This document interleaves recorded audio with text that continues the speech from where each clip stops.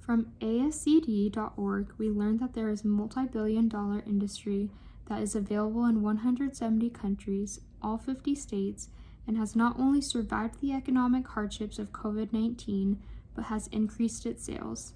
This is the market of human trafficking. Human trafficking comes in two main categories: sex and labor. As defined by the Federal Depository Library Program, sex trafficking can be, but is not limited to, forced prostitution, child marriage, and child pornography, while labor trafficking can be forced of any form of involuntary servitude, debt bondage, and slavery. Human trafficking has plagued the world, including the United States, for hundreds of years, but coronavirus has brought unexpected effects on this twisted industry. In 2019, 22,000 human trafficking victims were identified through the Human Trafficking Hotline. Since the pandemic lockdowns, those numbers have increased by 40%. This surge raises the question, how has trafficking increased when people are supposedly not allowed to be outside and the borders are closed? In my 5 months of extensive research on the topic, I have found that human trafficking is much more prevalent than one might think. But as we become informed, we can take on our role as global citizens and fight against the problem in our own communities.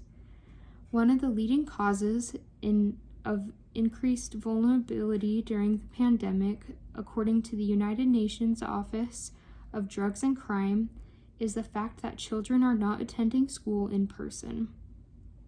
Education is the number one tool in fighting human trafficking, for reasons one might not expect. It's not the actual education that they are receiving that is protecting them, but it is the fact that these children are coming in and being regularly checked up on that is keeping them safe.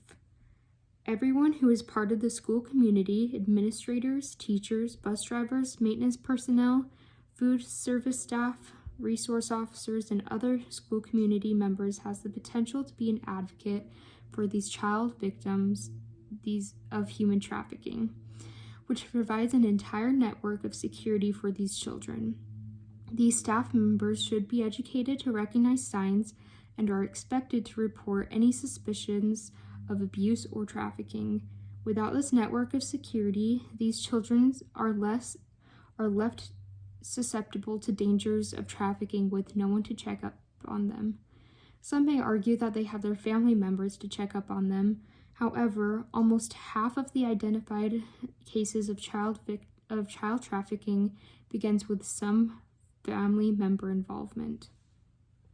Another problem that has arisen is both children and adults have been forced to the streets to find food or some source of income as a result of the economic downturn of this pandemic. This, for obvious reasons, has put them in a more vulnerable position for human trafficking to occur. When traffickers offer children candy or jobs to adults, these lures have trapped these unsuspecting victims and dragged them into awful situations. As a result of people being inside, laid off, and out of school during quarantine, there has been a spike in internet use. Internet use is a double-edged sword when it comes to human trafficking because more people are on social media and there is a higher demand for pornography. This combination fortunately contributes to a surge in human trafficking, especially to vulnerable groups such as minors.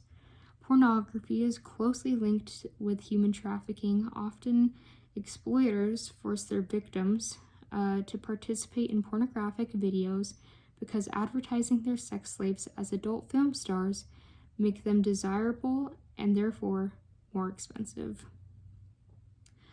It is impossible for viewers to tell if the participants in pornographic materials gave consent or not, and all child pornography is considered trafficking because legally a minor cannot give consent. Porn sites receive more clicks than Netflix, Amazon, and Twitter combined.